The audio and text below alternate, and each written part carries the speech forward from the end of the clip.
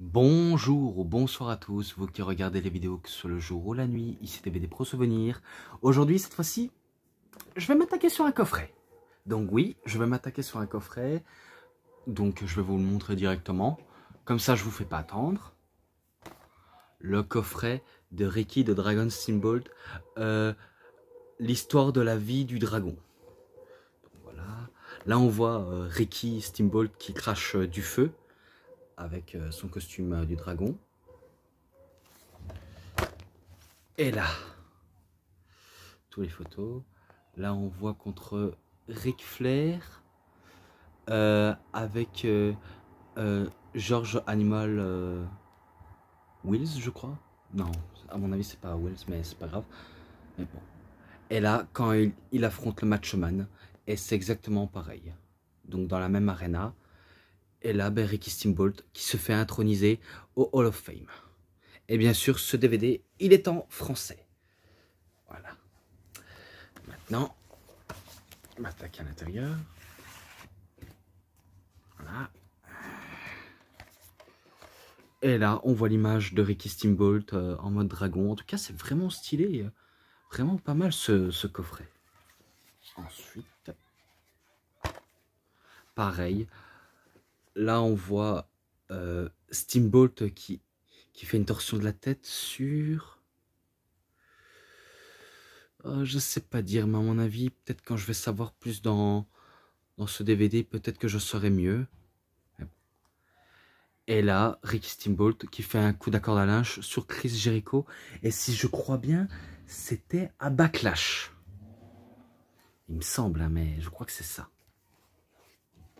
Ensuite, les DVD. Les DVD, c'était pas mal. Enfin, c'est pas mal.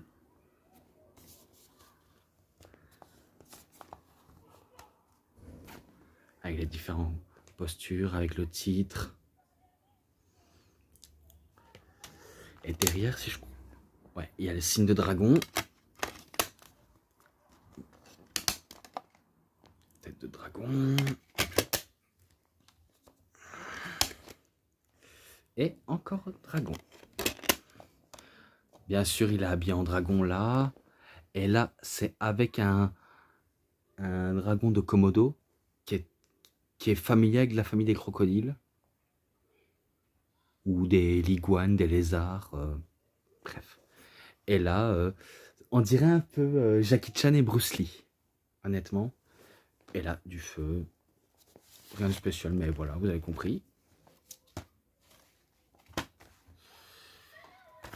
Et là, Ricky Steamboat qui est sous le ring, enfin, qui fait son entrée en crachant du feu.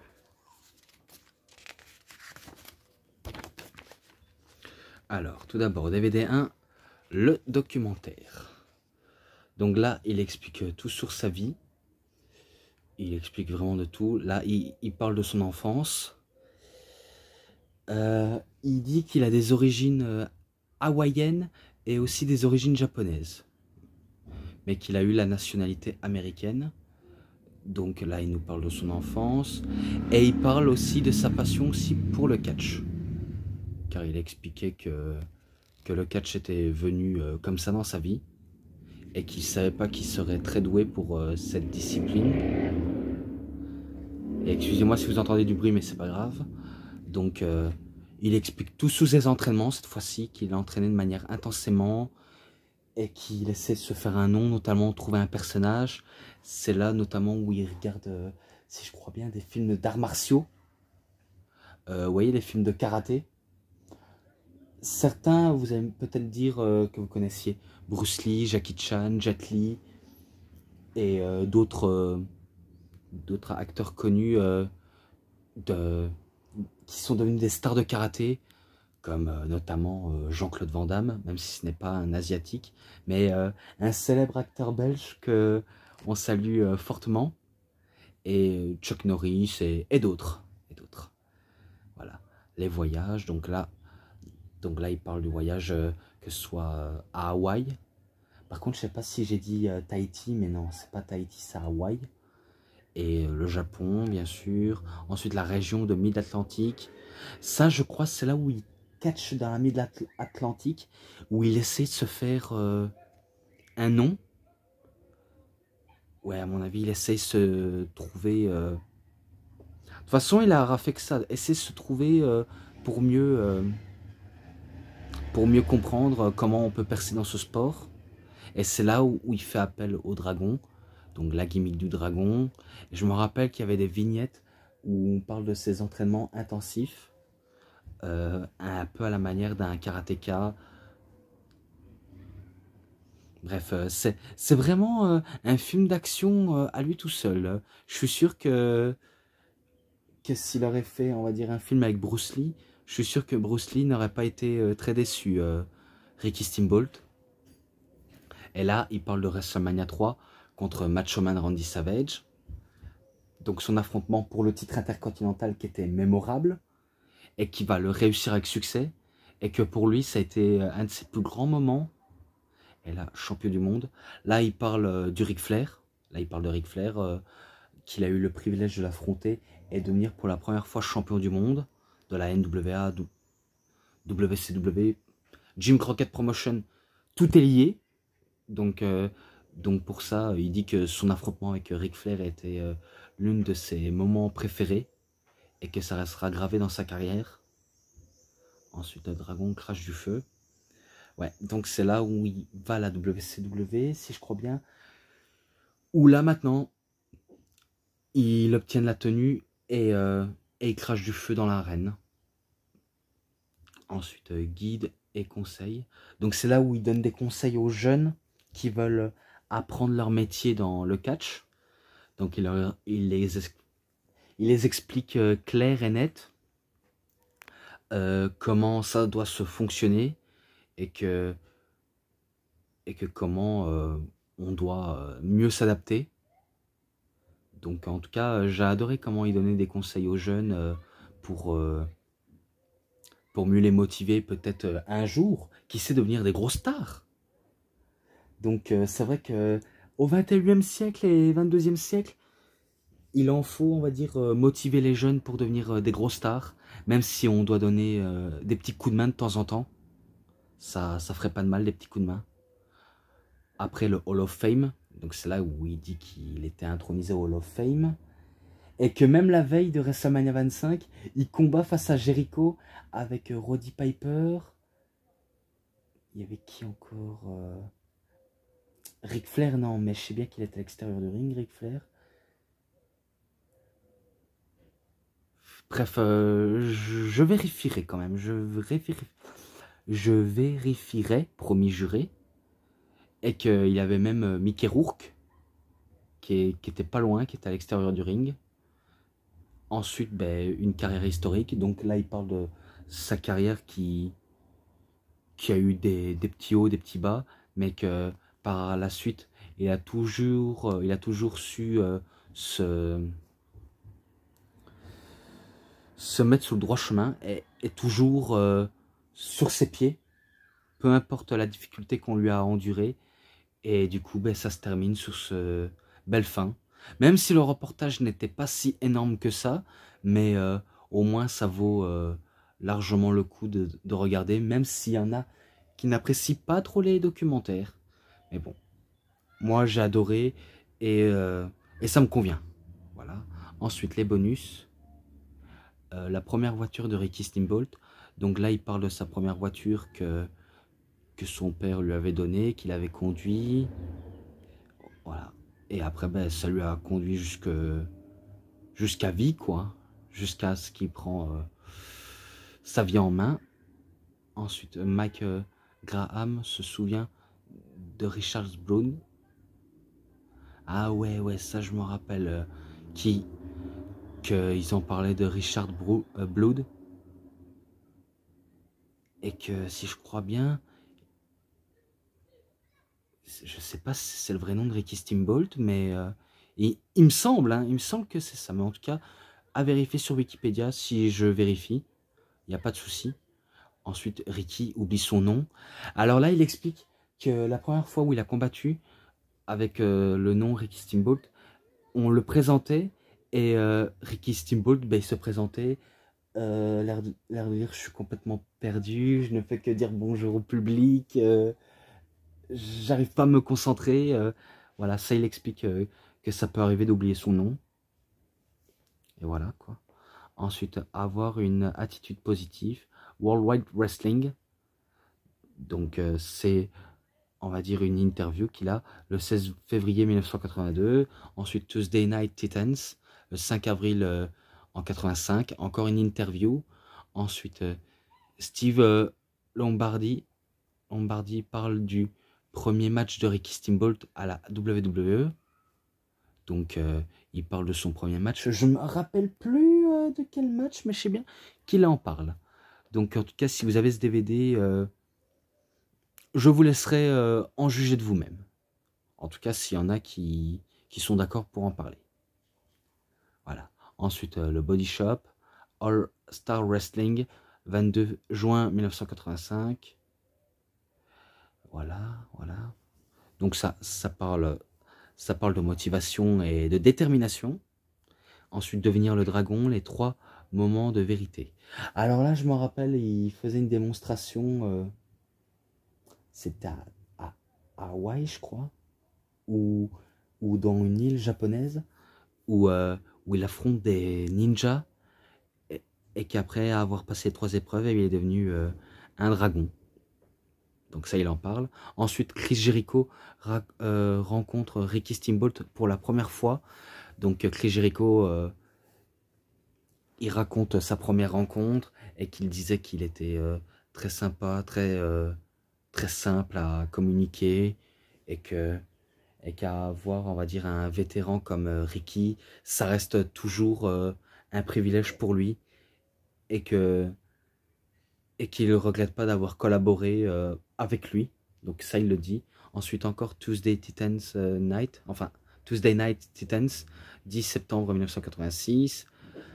Si je crois bien, c'est là où il arrive avec le dragon de Komodo. Ouais, parce que je sais bien qu'il en parle, qu'il arrive avec le dragon, et qu'il le laisse un peu ramper, mais qu'après il le reprend. Après, mise au point avec Minji Nokerland au Superstar 31 janvier 1987. Donc il met les choses au clair avec ses adversaires, Ricky Steamboat. Pourtant, ça n'a rien de spécial, mais en tout cas, il va direct. Il va direct dans ses propos. Un dragon dans le fort Superstar. 11 avril 1987. Ah, mais à mon avis, c'est ça, à mon avis. Ouais, à mon avis, j'ai dû me tromper dans une des lettres, mais c'est pas grave. Mais bon, c'est là où il parle du dragon du Komodo. Après, de retour au Japon. World Championship Wrestling, 18 mars 1989. Donc WCW. Donc c'est un show spécial à la WCW au Japon. Donc il revient. Ensuite, William Regal revient sur le match Ricky de Dragon Steamboat contre The Nature Boy Ric Flair. Donc à mon avis, il parle du premier match où ça a eu lieu un 5 étoiles. Après, le deuxième, ça a été un 6 étoiles, mais il fait pas partie, on va dire, du classement, on va dire, mémorable de Ricky Steamboat et Ric Flair. Leur deuxième a eu un 5 étoiles et leur troisième un 5 étoiles. Donc dans les années 80, les deux compères enchaînaient les bonnes prestations avec des matchs de 5 étoiles. Donc voilà, ça, au moins ça montre bien que quand on fait des très bons matchs avec 5 étoiles, ça prouve qu'on est au-dessus du lot, même si parfois Metzler fait, j'aimerais dire, n'importe quoi, et qui raconte des fake news à tout vaille. C'est pas forcément du très positif, honnêtement. Ensuite, champion de la télévision, WCW Saturday Night, 19 septembre 1992. Donc, c'est encore à la WCW, où il fait une promo. Après, Ricky Steamboat se fait introniser au Hall of Fame, donc il devient membre de la WWE le 4 avril 2009. Et ça se termine là-dessus. Donc, il a parlé de tout dans sa carrière. Il a parlé de Ric Flair, il a parlé de Macho Man, il a parlé de Steve Austin, il a parlé de de n'importe qui avec qui il a pu collaborer, qu'il a pu passer du bon temps sur les routes et dans les rings. Donc là, Ricky Steamboat, il impose le respect à certaines personnes et à des gens qui le croivent.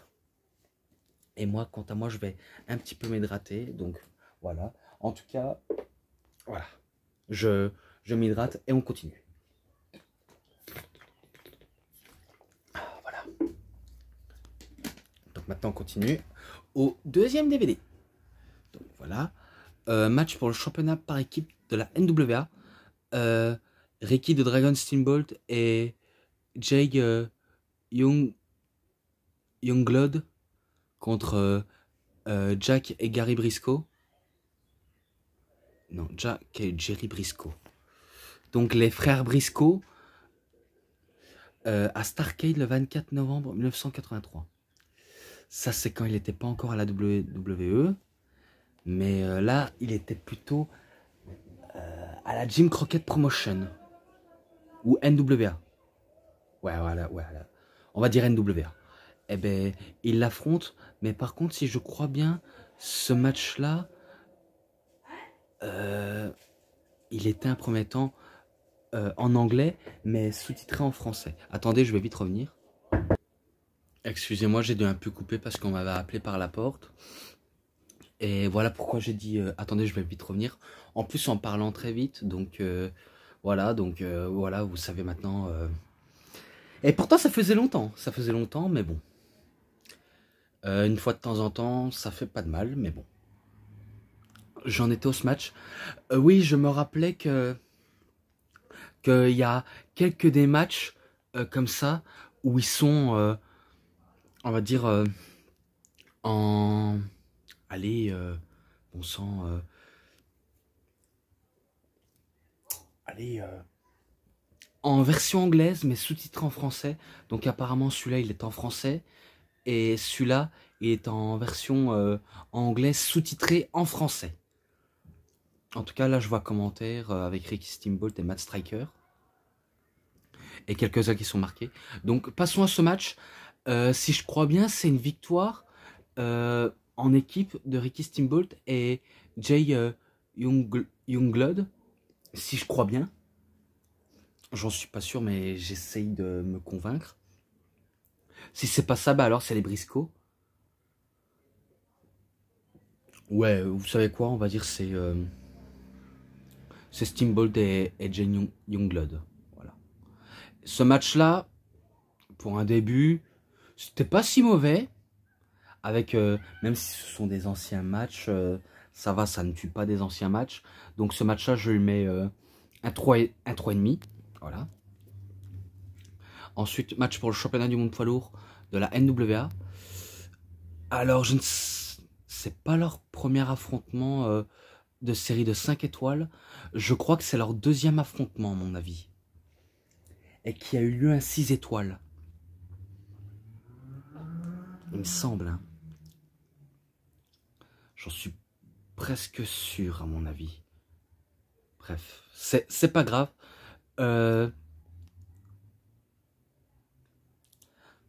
Qui c'est? Je pense que c'est leur premier affrontement, mais qui a eu lieu un match nul, si je crois bien, entre Ric Flair et Steamboat. Donc Ric Flair, ben, il était le champion.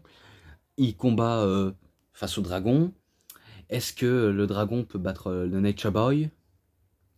C'est ce que je m'attendais. Et que je me disais, c'est peut-être celui-là le match qui a eu lieu un 6 étoiles ou un 5 étoiles. Mais sauf que leur premier match 5 étoiles, c'est à Chayton Rumble, à Chicago, du côté de WCW, NWA, Jim Crockett Promotion. Donc voilà. Le match, ça a été soldé par un arrêt du temps. Mais malgré tout, ce match, il est bon. Il est bon malgré tout. Donc ce match-là, je lui mets un 4,5. Je lui mets un 4,5. Donc voilà. Ça fait pas de mal. Malgré que le match n'était pas en français, mais sous-titré. Et la voix en anglais. Donc voilà. Ensuite, Ricky de Dragon Steamboat contre The Cowboy Bob Orton. Capital Center, 20 juillet 1985.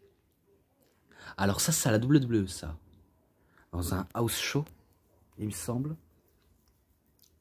Je ne pense pas que le papa de Randy Orton peut battre Ricky Steamboat. Mais non, je ne pense pas. Mais en tout cas, je pense que c'est Ricky Steamboat qui bat Cowboy Orton. Donc qui bat Cowboy Bob Orton. Ce match-là, je lui mets un 3,5. Donc voilà, je lui mets un 3,5 aussi. Ensuite, match des bûcherons. Ricky de Dragon Steamboat contre The Magnifique Don Morocco. Maple Life Gardens, 22 septembre 1985. Donc à mon avis, c'est encore à la WWE. Et qu'il avait des gars à l'extérieur qui étaient prêts à frapper à tout moment. Prendre le catcheur à premier temps et le frapper, à tabasser pour le ramener dans le ring. Donc voilà, ça vous laisse présager de cette stipulation que vous connaissez très bien. Et que si je crois bien, c'est victoire de Ricky Steamboat. Ouais, on va dire victoire de Ricky Steamboat. Ce match-là, je lui mets un 3,20. Voilà. L'autre, ça va, j'avance un petit peu pour un 3,5. Donc je lui mets un 3,5 à celui-là. Entre Ricky Steamboat et Jake Roberts. Boston Garden, 9 août 1986.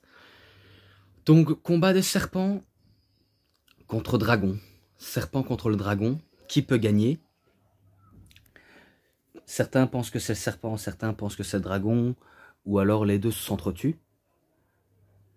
Et bien là, il nous livre un bon match entre Jake the Snake Roberts et Ricky de Dragon Steamboat. Il n'y a pas à dire, c'est vraiment un bon match. Et à la fin, si je crois bien, c'est Ricky Steamboat qui bat Jake Roberts avec un, si je crois bien, un crossbody de la 3e corde. Et qui bat Jake Roberts. Ah. Attendez. En tout cas, je sais bien qu'il arrive à battre Roberts. Et ce match-là, ben, à 3,5. Donc voilà, je mets un 3,5.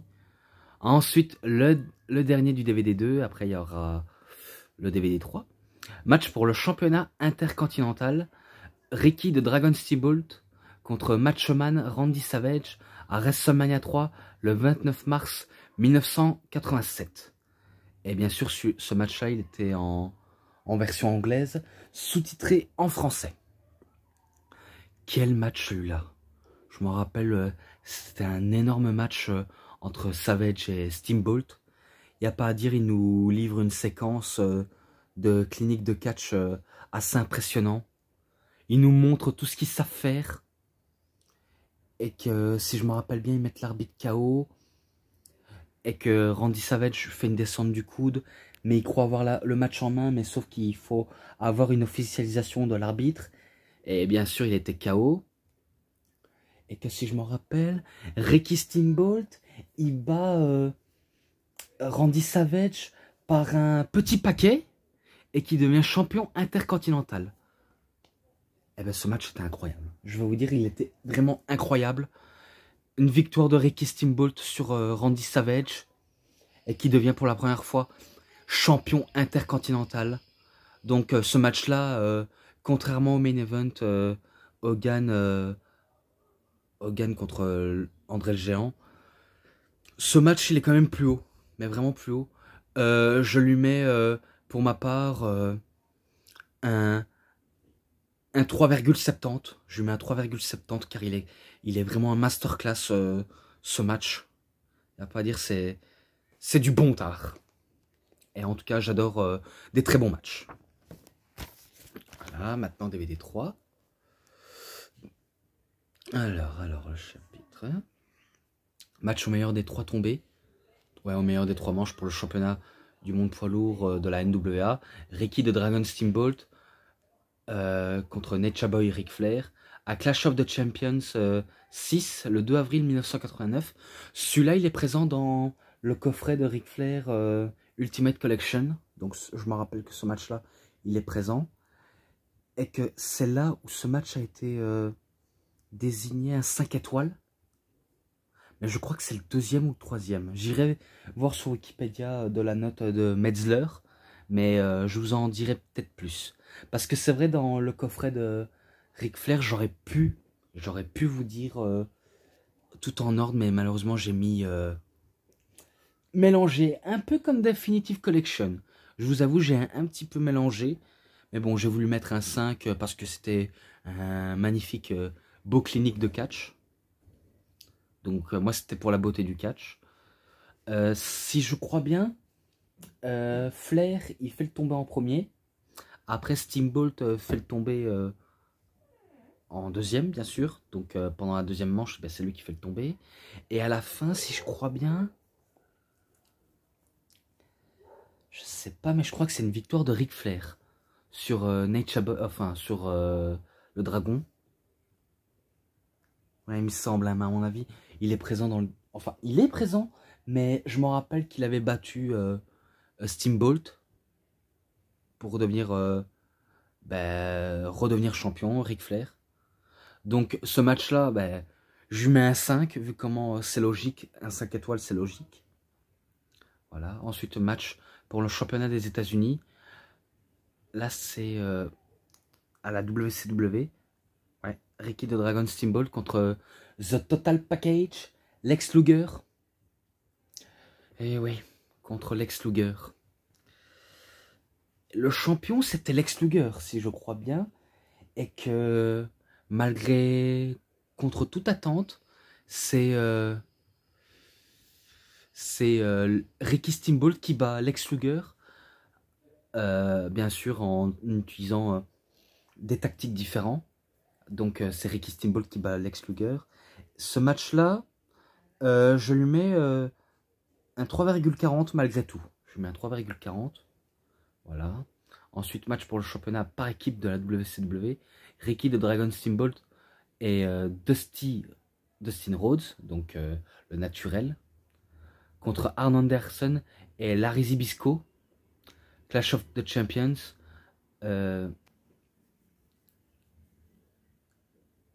27. Clash of the Champions 27. 19 novembre 1991. Donc la moitié des Four Horsemen contre le côté bien de la force, qui est Steamboat et Dustin Rhodes. Donc les champions, c'était Arn Anderson et Larry Zbyszko, je crois. Est-ce que Steamboat peut devenir champion avec Dusty Rhodes? Il y a des chances. Il y a des chances, mais pourtant, si je crois bien, c'est une victoire de Arn Anderson et Larry Zbyszko. Donc, qui battent Dusty et Steamboat. Donc, ils ne deviendront pas champions. Mais ce match est quand même énorme. Donc, ce match-là, je lui mets un 3,5. Donc, voilà. Ensuite, match l'homme de fer. Ça, c'est une stipulation personnalisée par le Rick Rude, ça. Donc, Ricky Steamboat contre le Ravishing, le ravissant Rick Rude, à Beach Blast, 20 juin 1992. Un rude bataille entre les deux hommes. Vraiment un rude bataille. Ils nous montrent tout ce qu'ils savent faire, que ce soit le côté technique, côté divertissant, tout ce que vous voulez.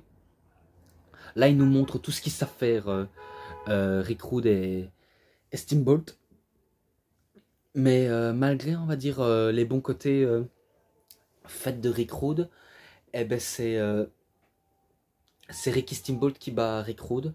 Et ce match-là, il était bon, celui-là, il était quand même très très bon. Je lui mets un 3,50. Donc il était énorme ce match-là aussi. Ensuite, match sans disqualification pour le championnat de la télévision de la WCW. Donc là, c'est un commentaire alternatif avec Ricky Steamboat et Matt Striker, bien sûr. Donc ce match-là est en anglais, comme les deux autres, mais celui-là, il est pur anglais et qu'il est sous-titré en français. Donc Ricky the Dragon Steamboat contre Stunning Steve Austin. Donc à l'époque, c'était Stunning Steve Austin. Je me rappelle de leur match pour le titre US, mais là, c'était pas pour le titre US, là, c'était pour la télévision, et que Austin était champion de la télévision. Est-ce que le Dragon peut peut, on va dire, devenir champion de la télévision face à un faux vedette d'Hollywood. Mais en tout cas, ça nous laisse présager. Et que malgré les efforts de Steve Austin à essayer de tricher, à chaque fois Steamboat, il contre les tricheries. Et que si je crois bien, il y avait perturbation de Brian Pillman. Ouais, à mon avis, il y avait Brian Pillman pour le troubler le match. Et que du coup, ben, pour Steve Austin, ça a un fort avantage pour devenir le vainqueur et de rester toujours champion. En tout cas, ça me semble évident. Hein. Donc, si je crois bien, c'est victoire de Steve Austin sur le dragon. Attendez. Hein?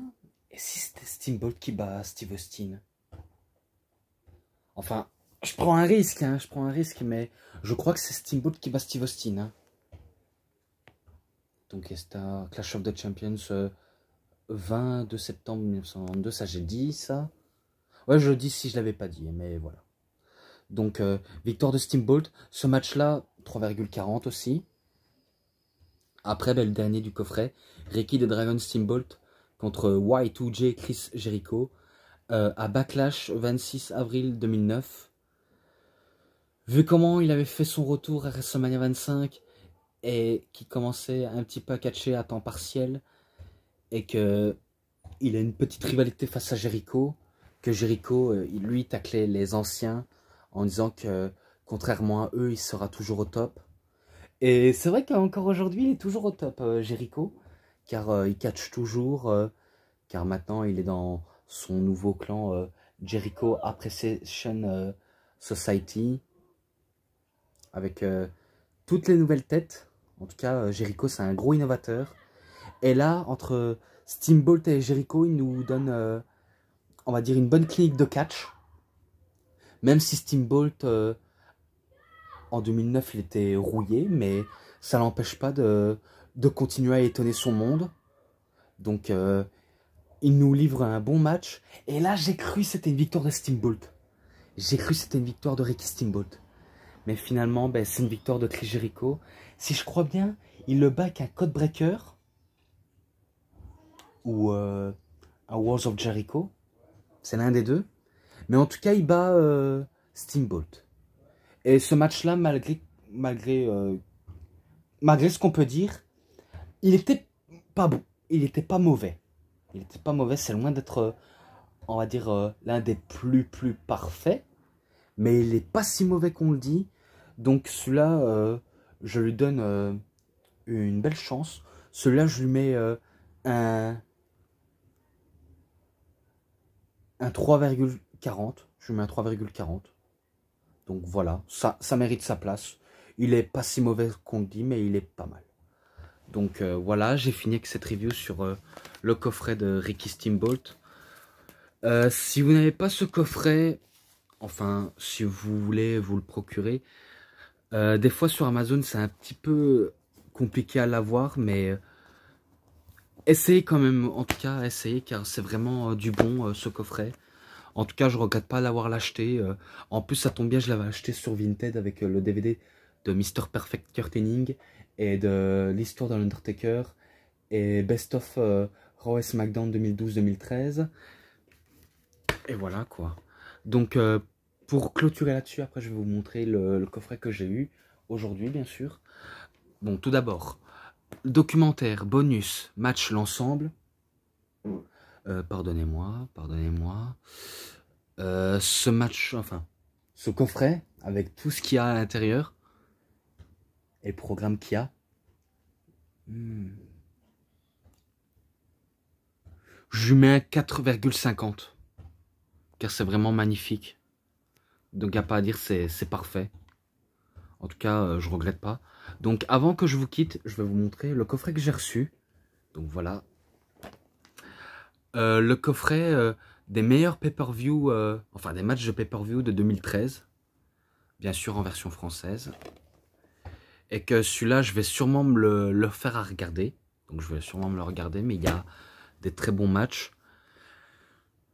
Après, ce qu'on peut dire, si c'était pas dingue ou pas, mais moi j'ai trouvé cette année plutôt correcte. Donc voilà. Donc voilà, c'était tout pour le coffret de Ricky Steamboat. En tout cas, si, je le répète toujours, mais si elle vous a plu, vous savez ce qu'il vous reste à faire. Likez la vidéo, commentez, partagez, abonnez-vous à ma chaîne, cliquez sur la petite cloche pour avoir plus de notifications des prochaines vidéos. Et moi je vous dis bonne journée, bonne soirée à tous. Au revoir tout le monde pour une prochaine vidéo.